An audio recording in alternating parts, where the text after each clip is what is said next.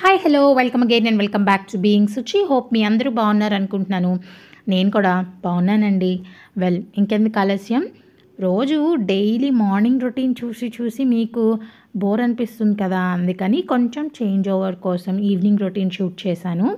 Usually evenings నాకు cooking ఎక్కువ ఉండదు. మేము ముగ్గురం ఉంటే ఏదైనా ఇలాగా గ్రైండింగ్ చేసుకోవాలి బ్యాటర్ అలా ఉన్నప్పుడు తప్పించి, నాకు మేడ్ ఉంటుంది కాబట్టి బేసిక్గా ఓన్లీ డిన్నర్ కుక్ చేసుకోవడం, సర్దుకోవడం ఇలాంటివే ఉంటాయి. సో ఇప్పుడంటే మెయిడ్ కొంచెం లీవ్లో ఉంది కాబట్టి 4:00 కల్లా ప్రణవ్య వస్తుంది. 3:50 to 4 మధ్యలో తీసుకొచ్చిన తర్వాత దాన్ని ఫ్రెష్ అవ్వమని చెప్పి దానికి స్నాక్ పెడతాను. ఈ లోపు అయితే నిన్న గ్రైండర్ ఆన్ చేసుకున్నాను అనమాట. అన్నీ సెట్ చేసుకొని వెళ్ళి అది వచ్చిన వెంటనే వేసేసాను. సో దానికి ఈవినింగ్ స్నాక్స్ కింద ఏం లేదు, చపాతీ చేసి ఇచ్చాను అనమాట. ఇస్తే ఏమీ లేదు, ఇన్ ద సెన్స్ జంక్ ఏం లేదు, హెల్దీగా ఫ్రూట్స్ ఉన్నాయి. ఫ్రూట్స్ ఆల్రెడీ నేను తినేసాను కదా అంది. అయితే చపాతీ ఇస్తాను తింటావా అంటే నేను స్ట్రాబెర్రీ సిరప్తో తింటాను అంది. ఫైన్, రోల్ లాగా చుట్టేసి కట్ చేసి ఇచ్చేసాను. మనము కంప్లీట్గా అవాయిడ్ చేయడం కంటే అప్పుడప్పుడు అలౌ చేయడం మంచిది. ఎందుకంటే రిస్ట్రిక్ట్ చేసేసింది మా మమ్మీ మా డాడీ తిన్నివ్వరు అని వాళ్ళ బ్రెయిన్లో ఉండకూడదు అనమాట. నాన్న ఇంత లిమిట్గా తింటే బాడీకి ఇది మంచిది అని చెప్పాలి. దాని రిలేటెడ్ వీడియోస్ ఇప్పుడు మల్టిపుల్ ఆఫ్ ఆప్షన్స్ వచ్చాయి, మనకి చూపించవచ్చు. హిందీ హోంవర్క్ చేస్తోంది, నాతో బేరసారాలు ఆడుతుంది. ఈ ఒక్క పేజ్ చేసి తర్వాత చేస్తాను అది ఇది అని. ఇది నీకు వచ్చిన థింగే కదా అంటే, అవును నాకు యూకేజీలోనే వచ్చు హిందీ అంది. సో దీనికి థర్డ్ లాంగ్వేజ్ అనమాట, అందుకని వాళ్ళు ఇంకా ఆల్ఫాబెట్స్ దగ్గరే ఉన్నారు. దీనికి అవన్నీ వచ్చేసాయి కాబట్టి బోర్ ఫీల్ అవుతుంది. రాయించి ఆడుకుంటుంది అనమాట రూమ్లో. అది ఇంకా దాని పని అది చూసుకుంటూ ఉంటుంది. బోర్ కొడితే తప్ప నన్ను డిస్టర్బ్ చేయదు.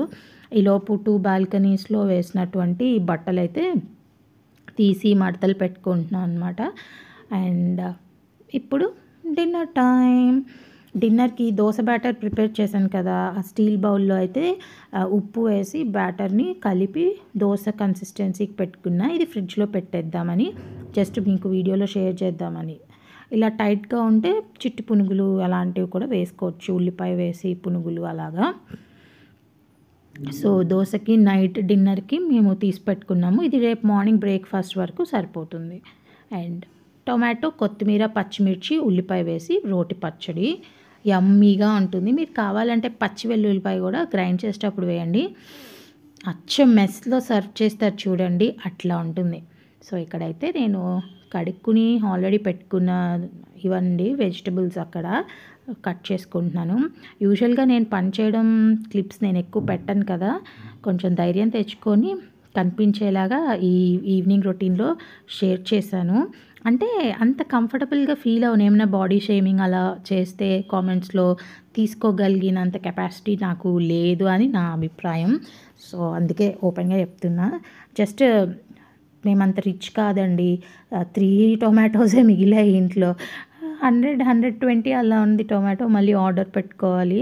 ఈవెన్ సంతలో అన్నా అదే రేట్ ఉన్నాయి, ఆర్డర్ చేసినా అంతే ప్రైస్ ఉన్నాయి. So just left over tomatoes ఉంటే పచ్చడి చేసా. నేను లెఫ్ట్ హ్యాండర్ అయితే కాదు, మీకు రైట్ హ్యాండ్తో నేను ఆయిల్ వేస్తున్నప్పుడు వీడియోకి సరిగ్గా కనపడదని చెప్పి ఇట్లా లెఫ్ట్తో చేశాను అంతే.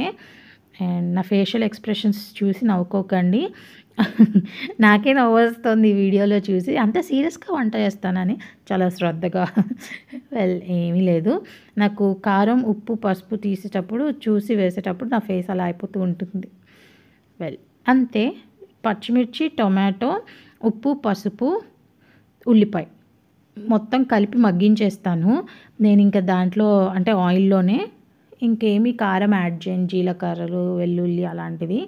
మా ఇంట్లో అంత ఇంట్రెస్ట్గా తినరు వెల్లుల్లిపాయ. ఒక్కొక్కసారి వేస్తే ఒక్కొక్కసారి వేయను, అడిగి వేస్తూ ఉంటాను. యాక్చువల్లీ లంచ్ బాక్స్ అవి వచ్చాయి కదా, ప్రణవే తిన్న స్నాక్, ప్లేట్ అండ్ గ్రైండర్ను అవి ఈ లోపల కడిగేసుకుంటున్నాను. ఎప్పటికప్పుడు క్లీన్ చేసేసుకుంటే రాత్రి ఎక్కువసేపు తోముకునే పని ఉండదు. ఎలాగో ఇప్పుడు నేను స్నానం చేసి మార్నింగ్ 2 చాప్టర్స్ ఉంచుకున్నాను, సాయంత్రం చదువుదామని దీపం పెట్టినప్పుడు. అవి కంప్లీట్ చేయాలి కాబట్టి చక్కగా క్లీన్ అయిపోతుంది కౌంటర్ దగ్గర కూడా. అండ్ యూటిలిటీ కూడా నేను సర్ఫ్ వేసి మొత్తం క్లీన్ చేశాను కాబట్టి ఈరోజు ఇంట్లో క్లీన్ చేస్తాను. అది ఇంకా కొంచెం బయట తడిగా ఉంది. అట్ ద సేమ్ టైం వర్షం కూడా పడుతుంది.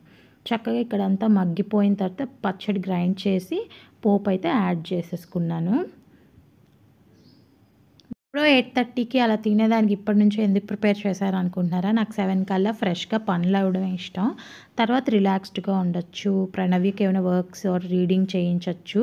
బేసిక్‌లీ ఎగ్జామ్స్ ముందు నేనేం చదివించను. ఏ రోజు హోంవర్క్ ఉందో రీడింగ్ పార్ట్ అలాంటివి తప్పించి.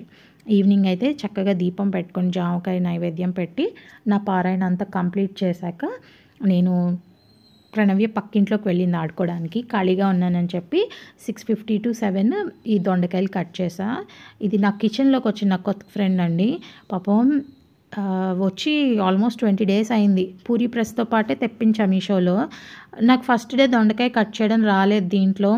అంటే నిలువుగా కాయని ఇలా స్ట్రైట్‌గా నుంచోపెట్టి కట్ చేశాను. అలా చేస్తే ఎలా కట్ అవుతుంది? నిన్న మళ్ళీ అలా పెడితే అవ్వలేదు. సరే ఈసారి ఇలా పెట్టి చూద్దామని పడుకోబెట్టి చూసా. అప్పుడు అర్థమైంది, అక్క దీన్ని ఇలా కట్ చేయాలి అక్క నువ్వు అని. మా ఫ్రెండ్స్‌తో షేర్ చేస్తే ఎలారా ఇంత టాలెంటెడ్‌గా పుట్టావన్నారు. అడవి మనిషిని తల్లి క్షమించు అంటే నవ్వుకున్నాం. అదే టాలెంటెడ్ ఫ్రెండ్ డిష్ వాషర్‌లో పెట్టిందంట టాలెంట్ చూపిద్దామని. బ్లేడ్ ఒక్కటి మిగిలింది. ఇదంతా మెల్ట్ అయిపోయింది అని చెప్పింది. సో మేము మా స్టోరీస్ తిన్న ఈ కటర్ మీద అలా జోక్స్ చేసుకున్నాం. గణేష్‌ది అయితే 600 చేంజ్ అమెజాన్‌లో ఉంది. నాకు అంత పెట్టి కొనాలనిపించలేదండి. నేను చాలా బడ్జెట్ ఫ్రెండ్లీలోనే చేసుకుంటా. ఎందుకంటే ఇవి లాంజివిటీ ఉండవు. వీటి మీద ఎక్కువ ఇన్వెస్ట్మెంట్ నాకు చేయడం ఇష్టం ఉండదు. నేను కేజీ దొండకాయల్ని 15 మినిట్స్‌లో కొట్టేసాను దీంట్లో అయితే. అంటే హెడ్, టెయిల్ తీయాలి కాబట్టి టైం పట్టింది. సో మొత్తానికైతే ఇది దొండకాయల వెజిటబుల్ కటర్ స్టోరీ.